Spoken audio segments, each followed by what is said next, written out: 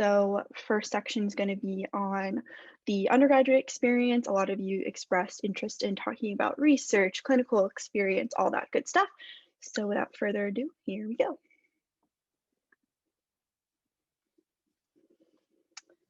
Oh, this is me, my bad.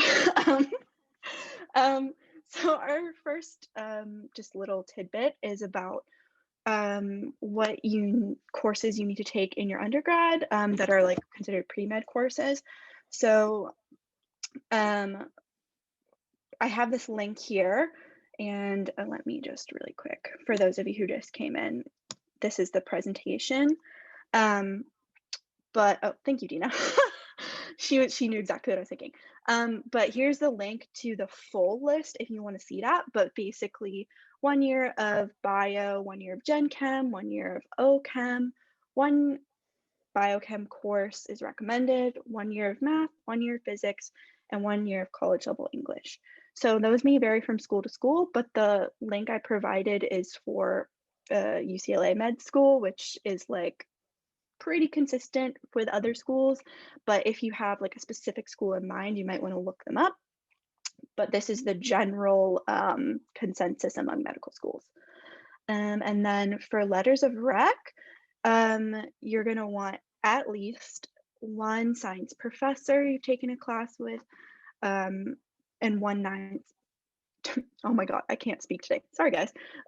Two science professors you've taken classes with total, and then 1 non-science professor. And it's also recommended that you get letters from a principal investigator if you're in their lab, or from some type of like some type of advisor, whether it be like a boss or maybe your volunteer coordinator. Okie dokie. Is this? Hi, can everyone hear me okay? Yes, cool, thank you. So I'm going to be talking a little bit about clinical experience and shadowing. So these are all very important things you'll find are common ideas that are everyone's always like, all right, check off these boxes. You need clinical experience, you need shadowing, you need like volunteering, like a lot of common things, but one of them is clinical volunteering. So something that I personally am a big proponent of is finding or creating a program or club that is unique to you. You don't necessarily have to find something that is super hard to get into, or that everybody wants to get into, or that everybody's doing. It's really good that you kind of curate your own theme around like who am I and what am I interested in and what can I do? So there really are no limits. There are options such as I know the Venice Family Clinic, which is a little bit of a drive, does offer great clinical volunteering opportunities, and the mobile clinic here at UCLA. And then clinical research is also a really great idea if it's an option. I know it's hard during COVID, but if COVID does kind of ease up and you're able to do it, it's a really good idea because it kind of hits 2 birds with 1 stone. And then you have, there's also the option of paid clinical experience. This is a lot less common, but it does give you super great opportunities and money, which is nice, I'm sure. One of those opportunities is getting into an EMT program, which I've heard a lot of people have really great experience with. Usually those you might have to pay for some classes or some kind of training, but once you do get into it, you will be employed as an EMT, so you will see tons of patients every day and basically be doing a very similar job to a doctor, at least for like small basic things like vital signs and determining, like the primary problems and present illnesses of a patient. Another thing is being a medical scribe, which I am crazy about because I am currently a medical scribe and I love the opportunity, and it was a super great opportunity. I do it through Providence St. John's Hospital. So the reason I was able to find out this opportunity, and I'm going to repeat this a little bit throughout my little spiel, but if anyone here has those like email thread digest lists, like email lists that their certain major counselor or contractor sends out, subscribe to those. add yourself onto the list, because that is how a majority of like my research and my shadowing and my clinical experience has been found, is through those. One of them was the program that's offered by Providence. So they trained me to be a scribe for free. And then I am now employed as one, and I get paid, and I get the great experience with a doctor in the room. And I see there's a question in the chat, how long is the training program? It was, I believe, 6 to 8 weeks, something like that. It was just over the summer. So it does require that you're here over the summer. I think they offer it every summer. Yeah, no problem. So yeah, free training program, free knowledge. It's like, how could anything be easier than that? I know it does take a lot of time, but it's a super great opportunity, and you can get some great letters of rec out of it because you really get to befriend doctors.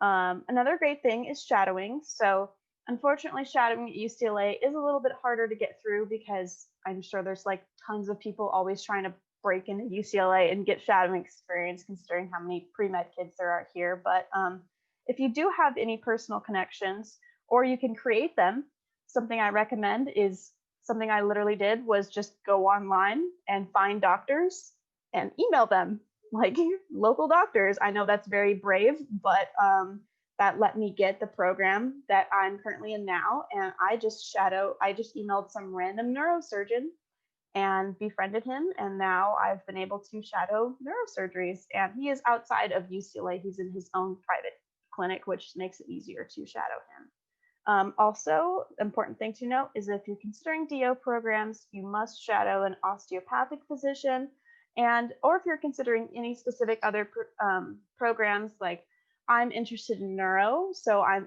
shadowing a neurosurgeon. Highly recommend that shadowing is with a kind of physician that matches your interests.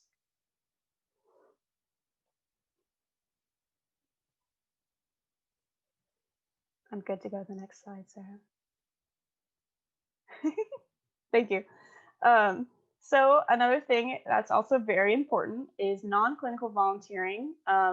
So there's tons of opportunities at UCLA for non-clinical volunteering. You don't even have to like compete for non-clinical volunteering most of the time. There are educational opportunities such as the Brew and Tutor Network, reading to kids, and then you have educational clubs on campus such as Teach, Interaxon, Students Organized for Syria, etc. There's tons of these clubs on campus. You should really take advantage of your own personal skills. You know, if you're good at art, or if you're good at music, or if you're good at, you know, knitting or anything, you should use that as your leg up on kind of like the kind of volunteering that you should do, because this is going to be what your application to med school is surrounded out on, your skills. You know, why did you do this thing? Not because someone else told you to do it, because you wanted to do it. Other things that are helpful are volunteering at health fairs for underserved communities. Med schools love when you serve underserved communities. And yeah, come up with your own ways to volunteer. Be adventurous. Try out smaller clubs. Try out unpopular things. Especially if they're smaller, it's a really great opportunity to get into leadership. So there's tons of options out there, and it becomes really fun to explore things that are outside of your comfort zone.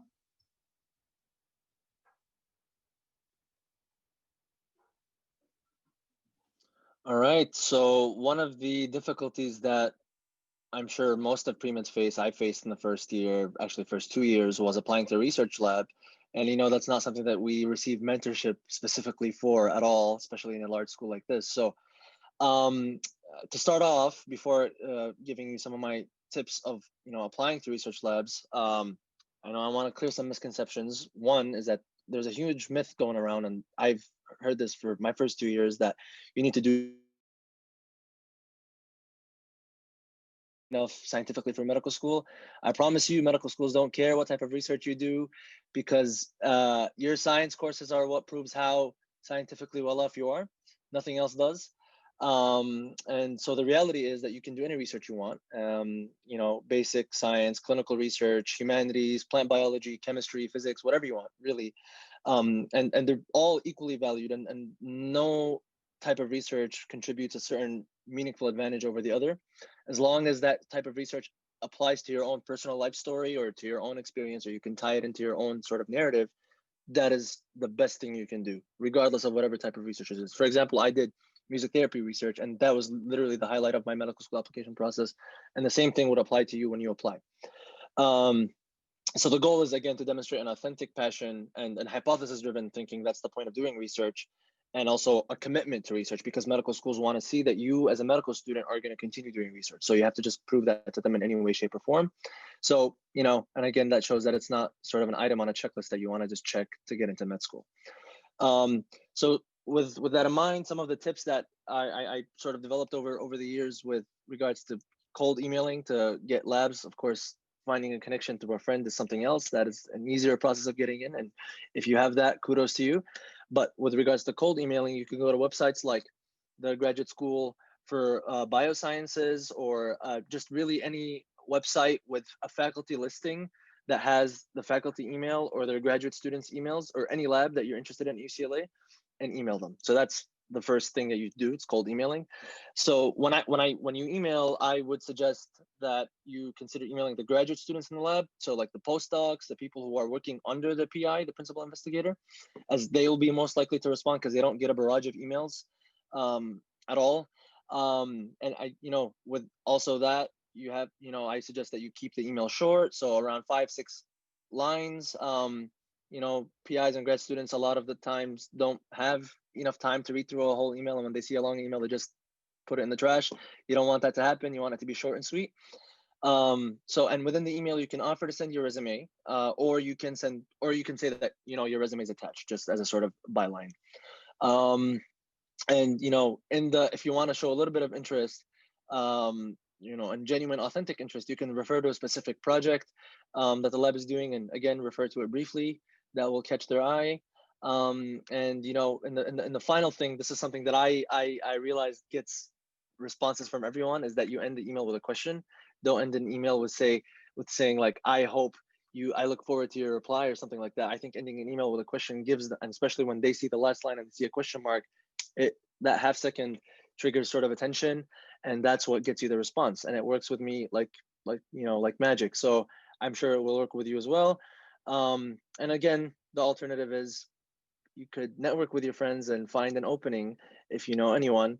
That would make it a little bit easier, but, you know, not many people have that option. So that's what I suggest.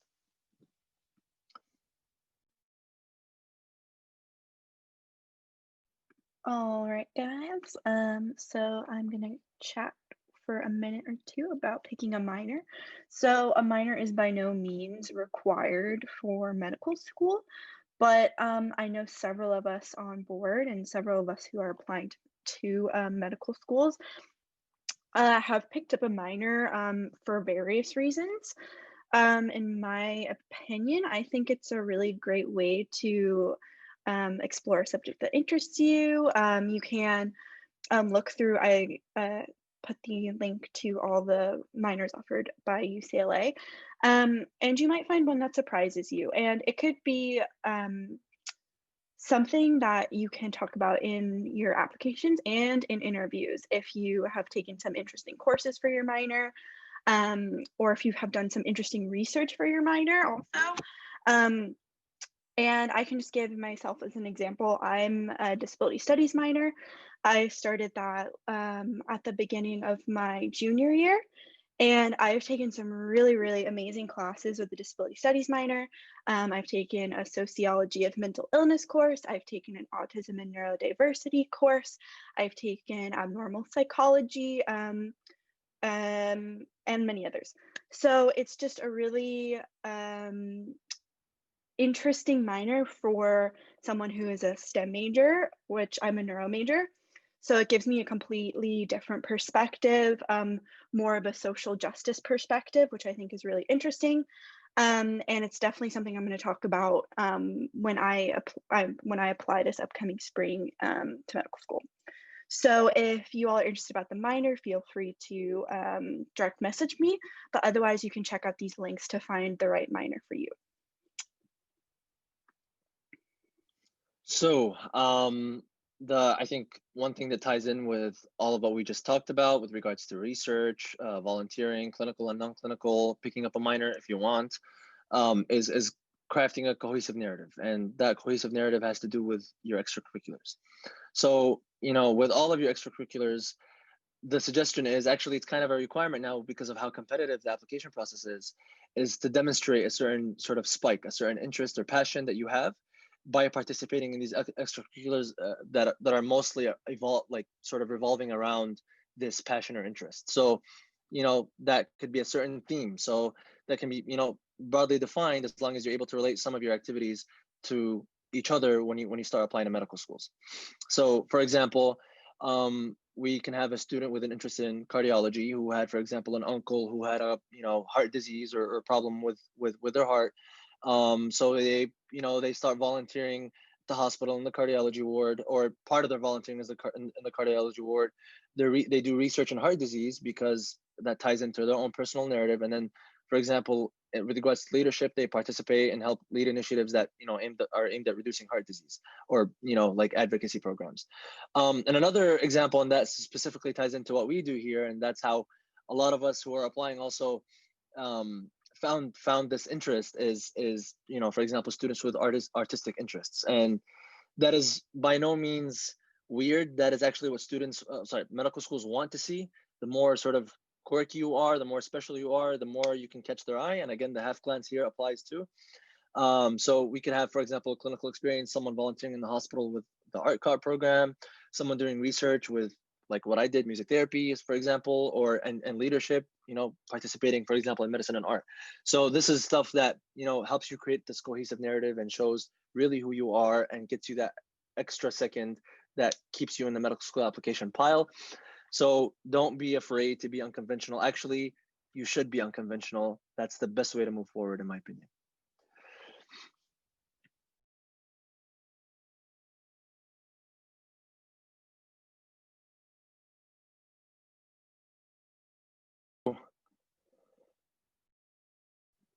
Sorry, guys. This decided not to like me today. Let me go back.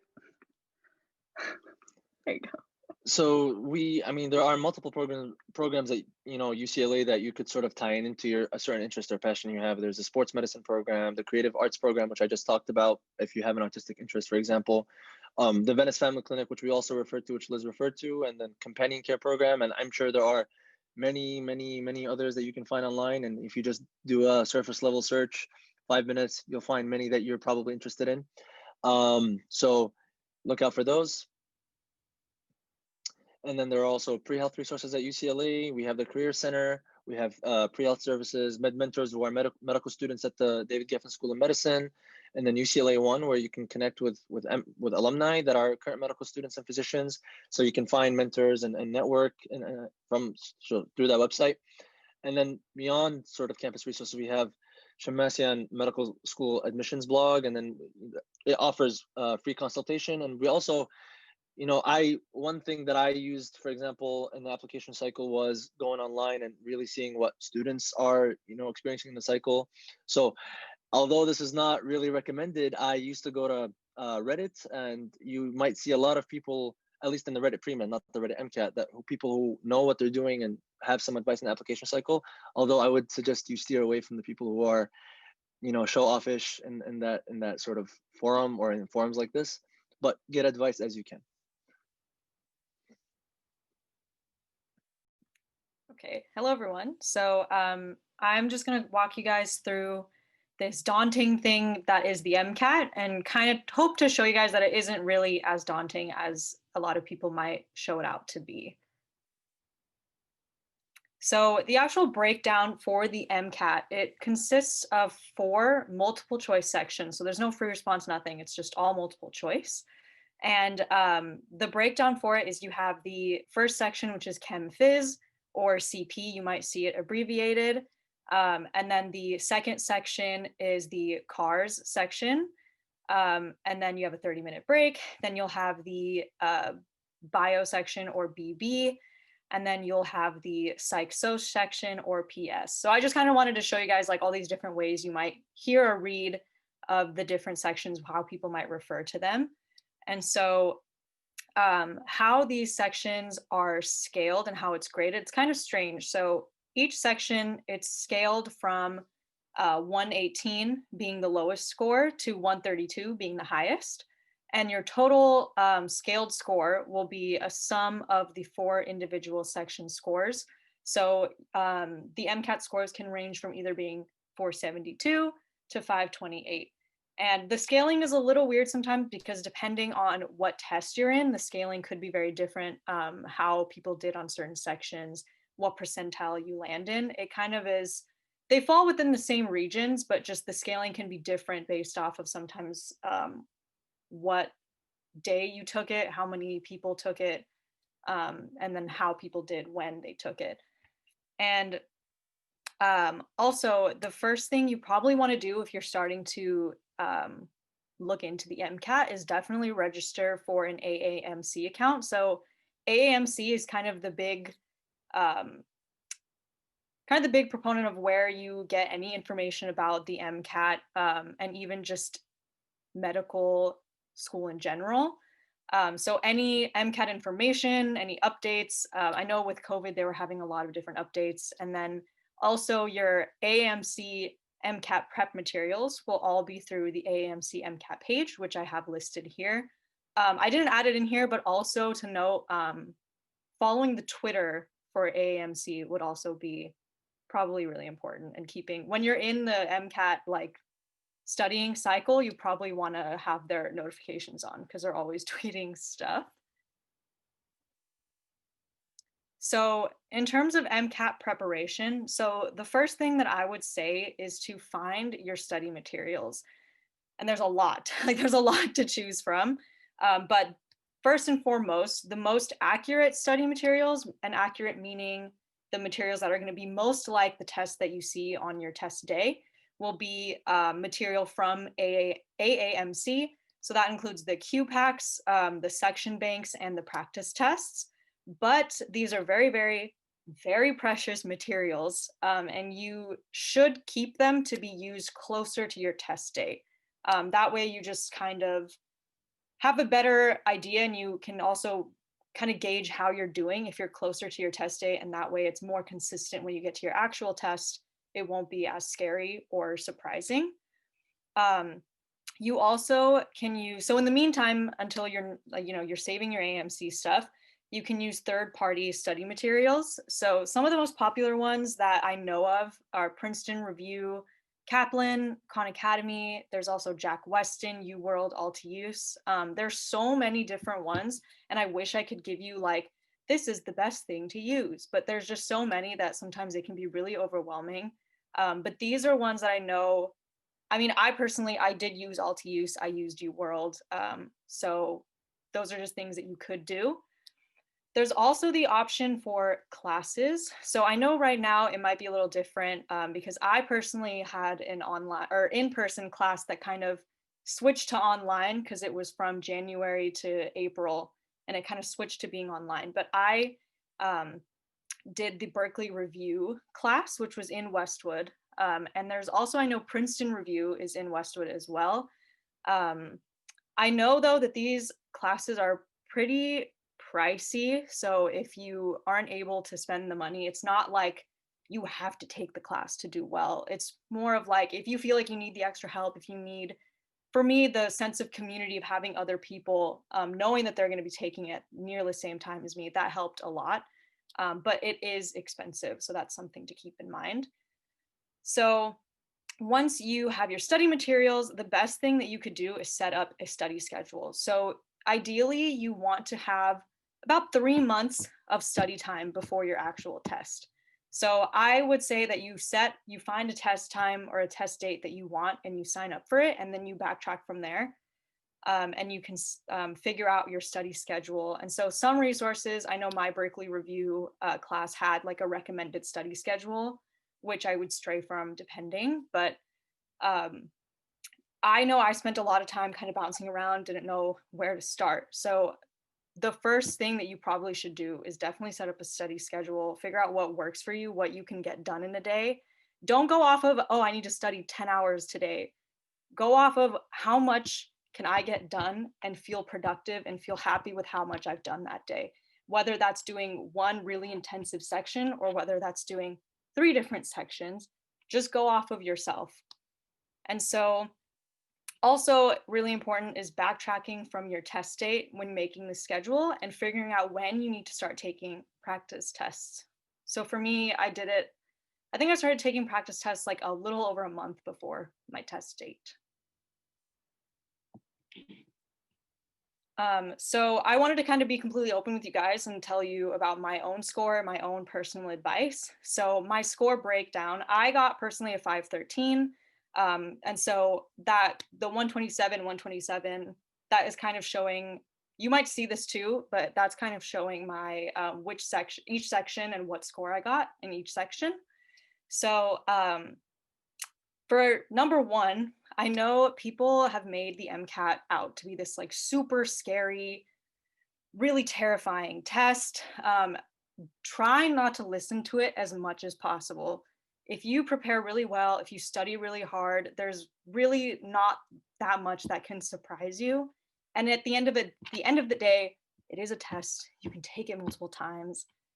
You'll be okay. You just need to trust the process, trust yourself. Don't let this test kind of scare you into thinking you can't do it, because that's how I was, and I got a 513. And I wouldn't say I'm like incredibly smart. So it's very achievable if you just believe in yourself. I know that's kind of cheesy, but it really goes such a long way when you're studying for the MCAT. And so this kind of goes hand in hand with what Hassan said. Do not go on the r/MCAT Reddit. It's so bad. I went on it very little to try to maybe find like specific help on a certain like, oh, how can I start doing better in the Chem Phys section? But then you'll also have a lot of times where you'll see people like, oh, I got a 524. Do you think I'll be fine if I get into meds? Like, will I get in anywhere? And it just makes you feel so bad. So try to like limit your Reddit usage as much as possible. And then third, take as many practice tests as you possibly can, because they are scary, but that they're really like the number one way that you can really gauge how you're doing and see where you need to improve, and it really does, like, at a certain point, like when you take so many practice tests, and I'm not saying take like a ridiculous amount. I know for me, I think I took about 2 a week leading up to my test. And so it was a lot, but I know it did help me a lot to when I got to the actual test, it almost felt like I was taking another practice test because that's how familiar it was by that point. So don't be afraid to take them. You kind of need to take the L sometimes. And that kind of gets you in the headspace of like, yeah, I can do it. Look at how much I've improved. So since we are limited on time, I didn't do like every single detail, but if you guys wanted to get a little bit more detail on my experience and my advice, I did attach a doc here where you guys could click and just kind of see some more details, and I go a little bit more in depth and explain things. So yeah. Also, just an insider tip from what Sanjib said. You'll be surprised to learn that medical schools don't specifically, I mean, the medicals like MCAT and GPA are obviously the baseline for your application to be read, but that's it. They are basically the first two numbers that medical schools see in the application. And then once you reach a certain threshold, after which they don't really care too much about what your exact number is, your application gets read and your GPA and MCAT become sidelined. So for example, in my medical school application process, got schools who have MCAT medians that are higher than mine, MCAT medians that are lower than mine. So it's really once you reach a certain range of MCAT scores, that's when schools start looking at you. So if someone has let's say a 523 or a 519, it doesn't make any difference, or the same applies to like a difference between a 515 and a 513 or 516 and a 513. It's not that big of a difference. So don't be too stressed about the specific number. Just try your best. Hello, everyone. My name is Eliza. I will be going over basically what the medical school application process looks like. Also, before we dive into this section, I want to take a poll just to see, where our audience is, like how far you are. So if you could answer this anonymous poll, that would be awesome. So what year of study are you at UCLA?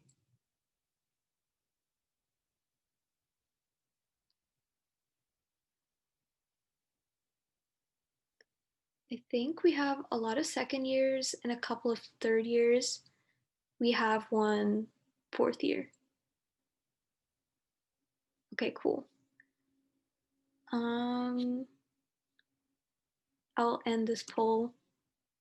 And there is one more that I will ask about gap years.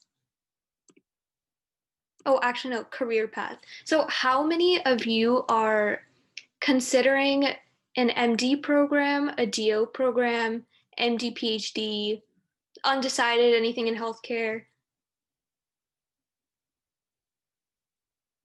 So I see a lot of MDs, which is what this presentation is also about. There is one selection for DO. Oh, a bunch of people are considering research and dual degrees. And it's also totally fine to be undecided. Okay, cool. And yes, okay, then I will move on to the next slide. I'll ask you all about gap years when we get to that slide. So basically, just to go off of what our previous panelists, Hassan, Sanjam, Liz, and Sarah talked about, this is what the checklist looks like. You want to make sure you get the classes that you need, the MCAT, clinical experience, volunteering, shadowing, and your letters of recommendation before you feel that your application is complete enough to continue. And another important consideration that you should start to think about with the option of applying is, what do you want your experience to look like? And this is something, it's okay to change your mind, because a lot of people go in thinking that they don't want to take a gap year and then end up taking that. That is totally fine for your plan to change, but it does help to have it like kind of understand where you're at. And so basically a gap year is just the year that you take between applying and going to medical school. Some people choose to go straight through, like 4 years of college, apply, and you go to medical school like a couple months after graduation. And so some people would consider a gap year because, oh, they need to get their application prepared. They feel like they need to add more before continuing. Others want to, take the time to pursue one of their interests outside of medical school, maybe a master's degree in public health, maybe a post-bac. The good thing about, this path and this dream that you have set for yourself is that there's so many like ways to go through with it. Like, even if you feel that your GPA isn't where you want it to be, you could do a post-bac and improve that GPA. If you could even get a master's to like show that you have the educational rigor to get through medical school. So this dream is definitely achievable. If you want to take time off from school, which is as valid of a reason as any other, like, do that. Take the time to travel, take the time to volunteer, and give yourself that break that you may need before diving into graduate education. So these are all a couple of reasons why you may want to consider a gap year. A lot of people do take gap years. I would say, at just talking to like the medical students I've talked to at David Geffen, a lot of them have taken gap years, and some of them like swear by it. They felt that they needed that time to like take a break or like do research. So it's definitely a viable option, but if you choose not to take a gap year, that is also fine. And a lot of people are considering it. So don't worry, you're not behind the game if you do choose to do that. And The if you average, want some more information, sorry. Yeah, go ahead. The average matriculant age for medical schools, by the way, is 24. Yeah, it's totally normal to take a gap year. I also want to just take a quick poll to see if any of you have considered that yet. So let me know, are you considering a gap year? Have you thought about it, or you haven't decided yet?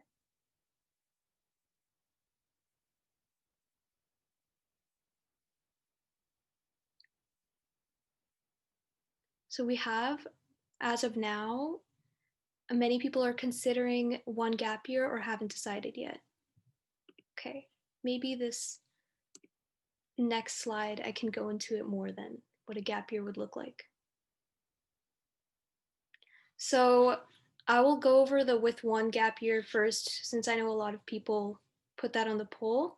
So basically, you would be applying in your fourth year then. because the application cycle as a whole takes almost like about a year. It starts in May of maybe your 4th year and then could complete until like March or April of your next year. So in your first couple of years, years 1 to 4, you really want to make sure you kind of check all the boxes and get your application prepared. So, oh yeah, Dina is also right. You can take multiple gap years. So that is also an option. But if you are just considering one gap year, work on developing those extracurriculars, research experience, and volunteering. And also, you would want to figure out where on your timeline you would want to take the MCAT. And if you need to, even give yourself some space to retake the MCAT. So take it earlier just so that you have that like spacing right there so you don't feel like you're running behind, which is, I mean, you're never behind. We're all very young, but it's good to have that gap. So if you do want to take the MCAT and like have it ready and prepped to go for application, you would want to take it the summer before year 4. So like after your 3rd year, like make sure you have biochem, all your bio courses, OChem, like all of those done, and a psych class done, and then take the MCAT. Or you could take it over winter break during your 4th year. I don't recommend taking it like, I mean, in like May or April, because that will be very close to when you will be applying and that might stress you out. Also, the beginning of your year 4, like fall, like ask all your letter writers, your science professors, your PI, like give them the time to say yes or no. Because for me personally, when I was applying, I was really scrambling like at the beginning of winter quarter, and like I just scraped by with the letter writers I needed. And I do not want any of you to have to go through with that. So make sure you contact them. Like think about people that know you, like get in contact with them, get some coffee, like try to get to know them even over Zoom. Like I highly recommend going to office hours and everything. So get those letter writers by like end of fall, beginning of winter. And end of year 4 in May and June, the application cycle will open and you will begin applying. And then in your postgrad, you will have interviews, which could last anywhere from July of the application cycle of 1 year to maybe even April of the next year. So yeah, that is with one gap year. With no gap years, you will have to plan a bit more. Years 1 to 3, you want to have the majority of your experiences started at least, because they know that like in the secondary application, the application, you can say like, I'm doing these activities, they're continuous, but at least start them years 1 to 3. And then the summer before your year 3, and you know, after you've completed your 2nd year, that's a really good time to take the MCAT because that gives you 3 months to just study. And that's what I did. And you could also take it over your winter break. And then it's basically the same as with one gap year kind of timing. You will get your letter writers beginning of year 3, and end of year 3 you will apply. Another major consideration is you will be doing interviews during the school year. For me, when I was applying this year, I found that because of COVID, I didn't have to travel, and like the Zoom interviews were so, like it was much more accessible. So that's not something that was a major concern for me. But as things will continue, you may find yourself having to fly out in the middle of the school year and plan around your midterms and everything. So it's important to make sure that if you do want to not take a gap year, you plan around your classes, make sure you don't take a lab class that you have to miss or anything. So a couple of things to plan out, and I hope that this slide will help you kind of think through what your timeline looks like. And I went over this briefly already, but the medical application process, it's 2 parts. So there's a primary application where you submit your personal statement of why medicine, and that is in May. It opens in May for DO programs, and you can start filling out the application for MD programs in May, but they won't allow you to submit it until June. It varies by a couple of days each year, but I think this is the general timeline. If you feel that you may be eligible for a fee waiver, that is also something that will be available to you. Another part of the application process is letters of recommendation. So the timeline, you'd want to make sure you get those sent in before July, which is the best, but you could do it until September. You just want to make sure that when you submit your secondary application, your essays are ready to go too. And the actual official deadline is November, but you definitely want to make sure you have those submitted with your secondary application. And speaking of the secondary application, that is basically just school-specific essays. And it's a couple, it could be 3. There's a lot of repeated prompts, like what is a challenging experience you've had? What is something that makes you special and unique and diverse? So that is something that almost every school that you've applied to will send to you within the timeline of July to September. And there will also be interviews from July to April of the next year, but that is also very variable. Also, another point that I want to emphasize is that a lot of people reapply, and it's okay if it doesn't work out for you for the first time, but you will definitely succeed. And if you plan for it and you apply to schools that are within, your reach, which I don't know, that was not, well, if you apply to schools that you think fit with your experiences and you plan for it and you've created a compelling story for yourself, you will definitely succeed. But if you need to apply, again, that is totally fine. And a lot of really successful doctors do. In fact, Dr. Bari, an MD PhD, who came to speak with us last year, an incredibly successful neurosurgeon, he reapplied twice. So don't worry about it at all.